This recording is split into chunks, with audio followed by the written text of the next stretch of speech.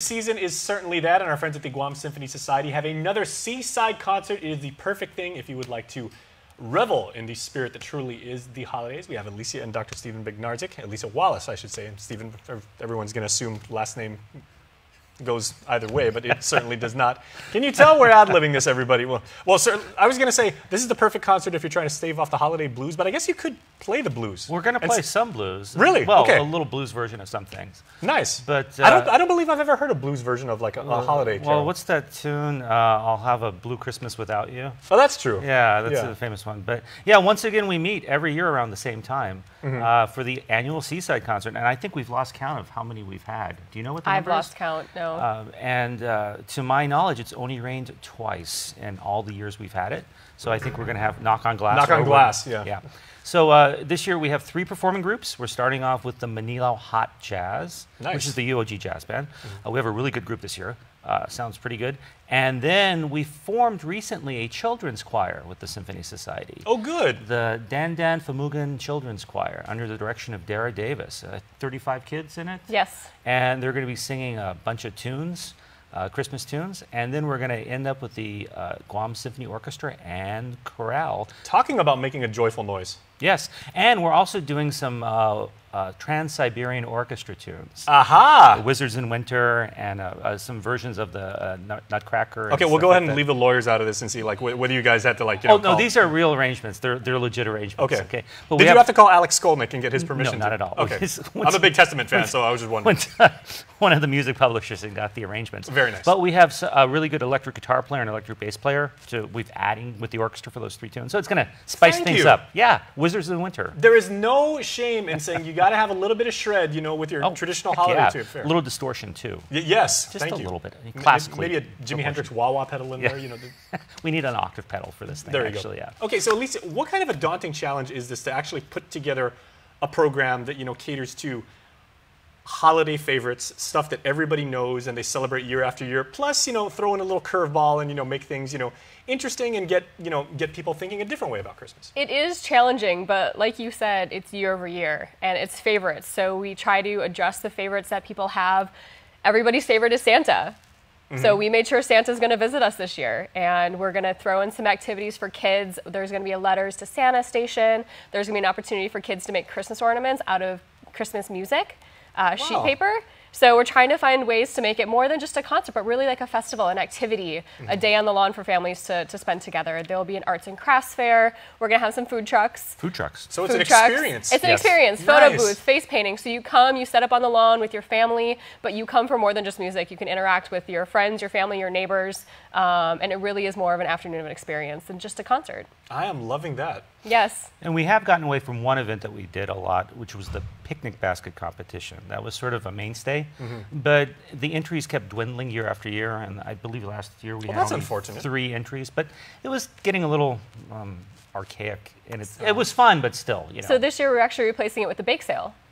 Okay. So we're asking the community, if you're planning on coming to the concert, to bring some baked or packaged baked goods that you can donate to our bake sale, and then we'll sell them at the event, and all the proceeds will go to benefit the Guam Symphony Society's youth programs. Dare I say that was an upgrade? I mean, I like the Everybody loves baked treats during the holidays because you have an excuse to eat them. Yeah, I like the picnic basket, and I don't know why I'm talking like Yogi Bear right now, but Oh, doing something different. But you gotta bake spice it sale, up, you can appreciate, you can look at it, and then you can devour it. Instant gratification. Absolutely. Okay, so where can people buy tickets? And I know these things are $1 million each, so people probably have to line up like right now and take a second mortgage on their home. Well, the great news is it's open and free to the community, free of charge. Really? Yes. Free event. Merry Christmas, everyone. There are ways you can support the event by purchasing raffle tickets. We're going to have some fantastic raffle prizes. We have over $2,000 worth of raffle prizes that we're going to be giving away. You can purchase food from the bake sale. So there are ways to support the event if you're having a great time and you want to support the symphony. There are other ways to do that, but the event is free to the community.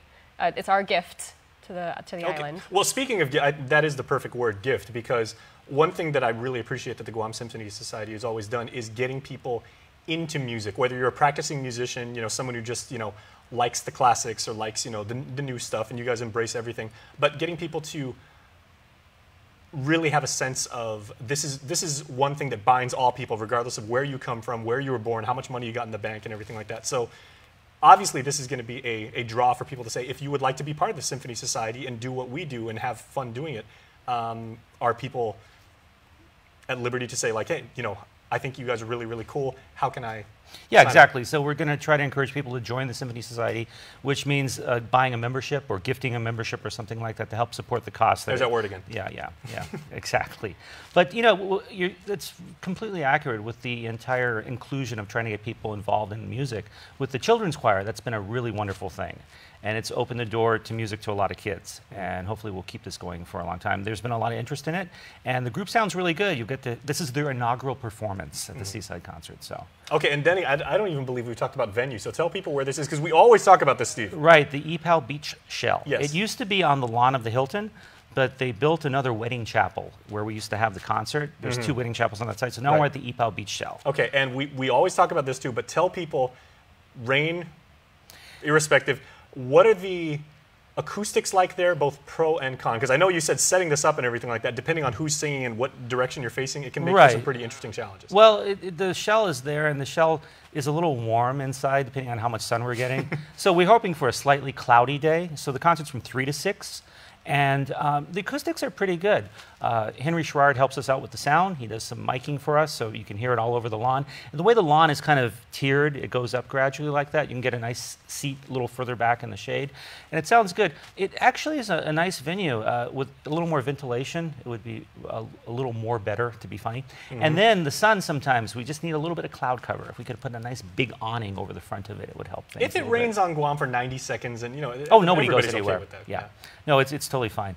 But hopefully it's going to be a great event. I really am excited about the food trucks this year because that's something that's new and it's going to add another element to the event. Absolutely. Which is becoming more of not a concert, but more of an event now. Exactly. Well, you guys have put together an amazing experience once again. So happy holidays to you both and to your holidays. families. Thank you. Happy holidays. Thank you so much, and we'll see you there. Thank you. And we will see you after this break. Stay tuned.